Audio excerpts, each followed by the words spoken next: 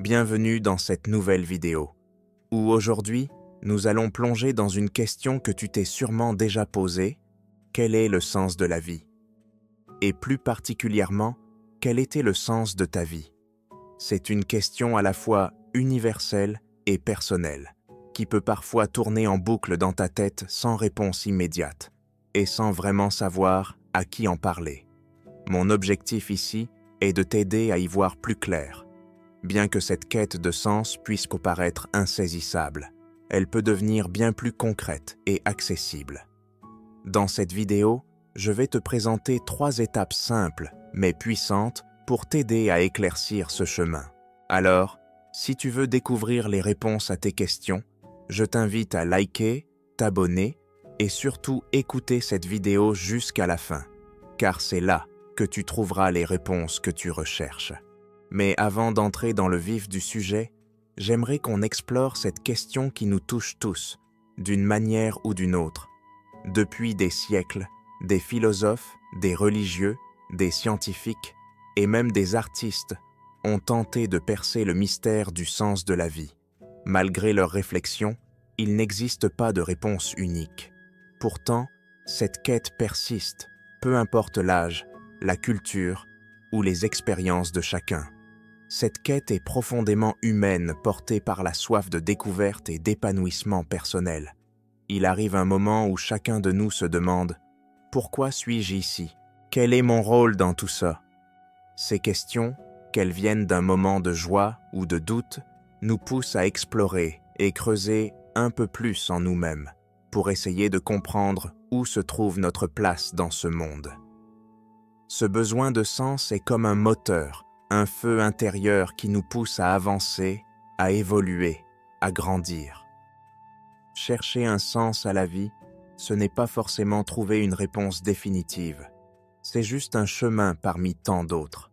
Chaque expérience que l'on vit, chaque relation, chaque défi, tout ça nous aide à construire une compréhension personnelle de ce que la vie signifie pour nous. Le sens se révèle dans les moments où l'on sent que ce que l'on fait est en phase avec qui on est, mais aussi où on ressent un vrai lien avec les autres et avec soi-même. Au fond, c'est en vivant pleinement, en restant curieux et ouvert, qu'on crée le sens de notre existence. Aujourd'hui, ce besoin de sens est encore plus pressant. Dans une société en perpétuel mouvement, marquée par des crises, des bouleversements constants et une technologie en progression rapide, nombreux sont ceux qui se sentent un peu déboussolés, en quête de repères. On en vient alors à se demander comment, au cœur de ce tourbillon, trouver une direction qui résonne vraiment. Mais avant de chercher ce sens à l'extérieur, il est essentiel de commencer par soi.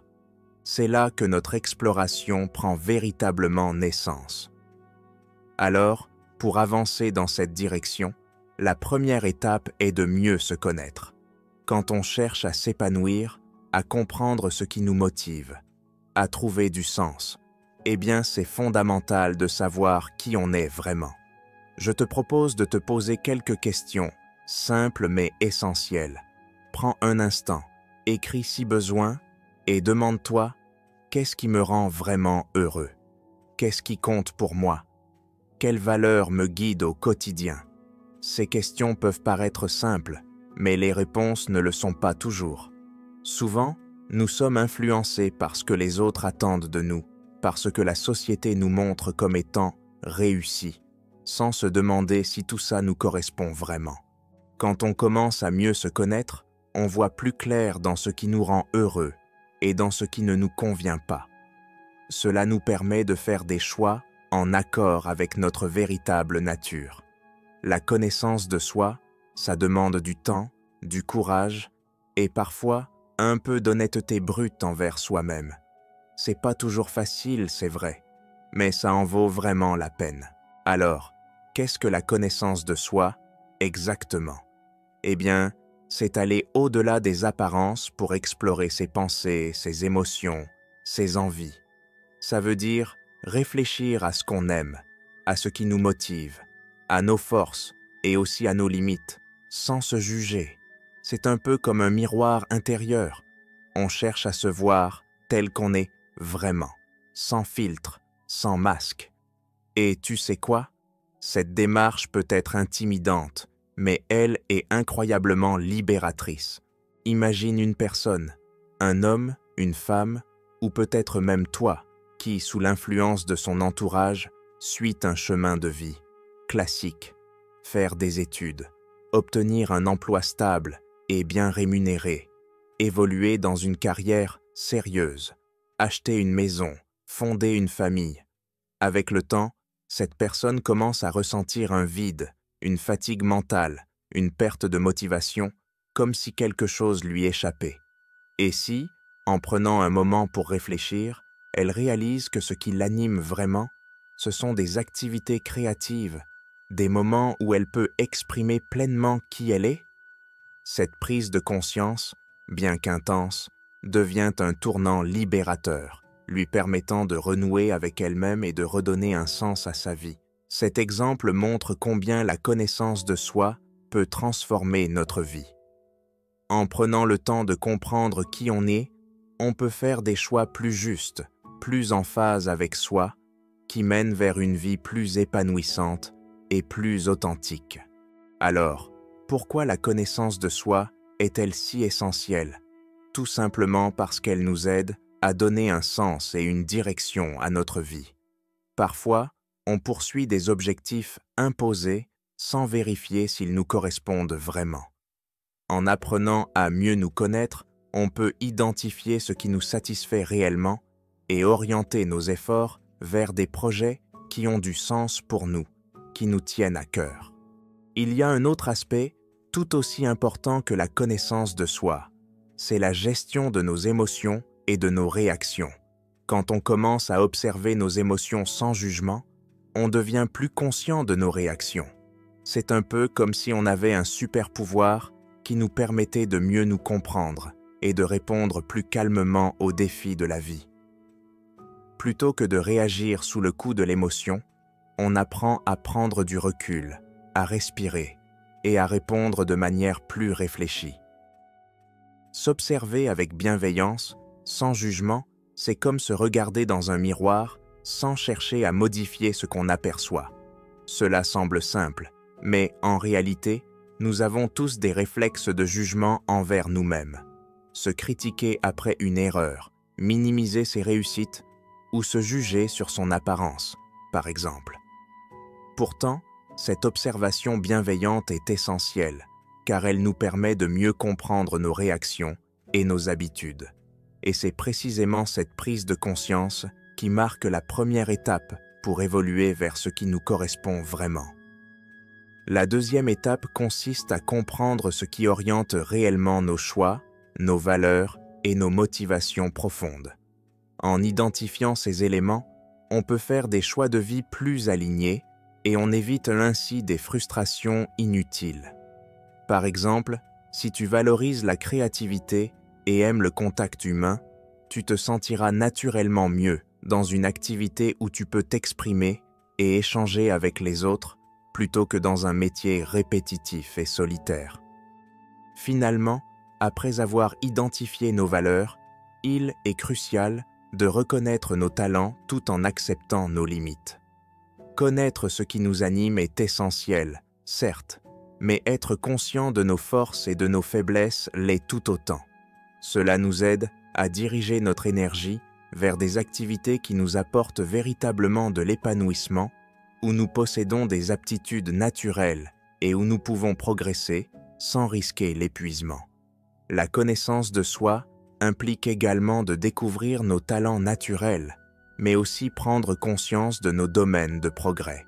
Nous avons tous et toutes des forces, des choses que nous accomplissons avec plaisir et aisance, mais aussi des domaines dans lesquels nous sommes moins à l'aise. L'essentiel est de les identifier sans jugement, afin de pouvoir concentrer notre énergie là où elle est le plus utile et épanouissante. En nous connaissant mieux, nos choix deviennent plus simples et plus en phase avec notre véritable nature. Cette authenticité enrichit aussi nos relations. Les échanges deviennent plus sincères et plus vrais, car nous n'avons plus besoin de jouer un rôle, ou de dissimuler qui nous sommes vraiment.